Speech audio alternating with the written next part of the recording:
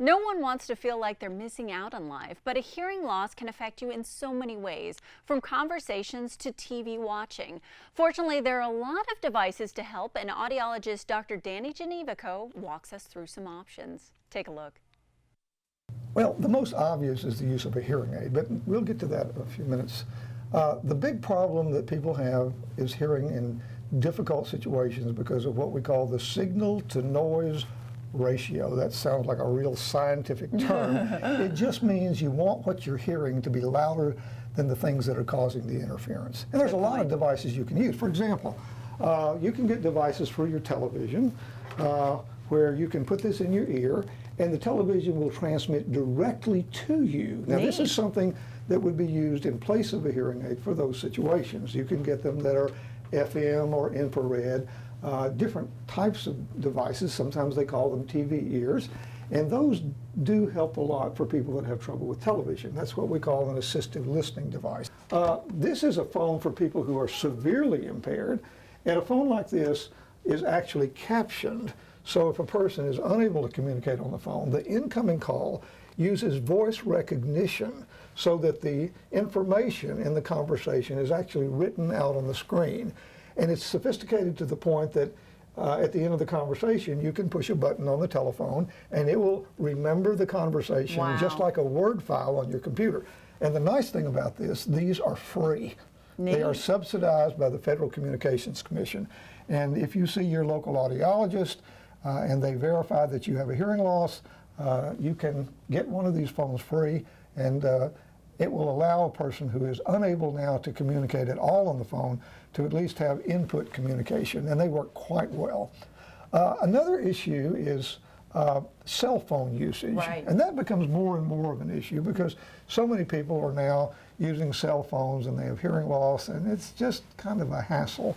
So this is what's called a streamer. You can drop it in your pocket, you can pin it to your coat, you can put it under your shirt and pull your tie across it. It picks up the signal from your telephone and it streams it to your hearing aid. So there are a lot of ancillary devices that really can enhance what you do. But the most important is probably a hearing aid. And what's important about a hearing aid is not the brand. It's not even always the technology. It's how well the hearing aid is programmed to the ear. So people in the past who have been unsuccessful with hearing aids, it's quite likely that the hearing aid was not accurately programmed. If you don't do well with your new glasses, it's probably not the manufacturer. It's probably the prescription. So prescriptions in hearing aids become very important. And the way we do it here, we use a system called real ear measurements, where we are actually able to measure what speech is doing in the ear at the eardrum by using a little insert microphone tube. Can we see it? Sure. Okay, this is a system that actually measures the amount of sound energy at the eardrum, so we can tell if the hearing aid is doing what it should be doing. As you can see, there's a little device over here. Here's actually a little hearing aid here, and we generate a speech signal, which is what we communicate with, and we determine how well that speech signal matches the frequency range of the person's hearing loss. So let's just turn it on and see what happens. A carrot is a long reddish yellow vegetable which has several thin leaves on a long stem and which belongs to the parsley family. Carrots are grown all over the world in gardens and in the wild in the fields. Okay, good. Now, without getting too technical, this person's hearing is kind of down in the gutter here. These little X's here, that's where we want the hearing to be. So when we turn the hearing aid on, and this is an excellent fit, you can see that this line, which is the average frequency response of that hearing aid, is almost right on the dot. So that tells us when he walks out, the hearing aid that we have fit to him has a prescription that's appropriate for the hearing loss he has.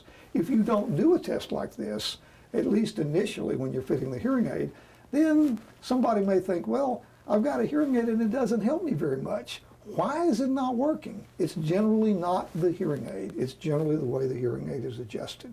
So if a person gets a hearing aid, I would encourage you to always ask the person where you get it, the audiologist that you see, do you do real ear probe measures, because in the field of audiology, this is considered to be the gold standard of accurately fitting hearing aids. And to learn more, you can check out the Langhorne Road location for Audiology Hearing Aid Associates, 434-528-4245, also digitalhearing4u.com. And they have one on Main Street in Danville as well. Their phone number, 434-799-6288.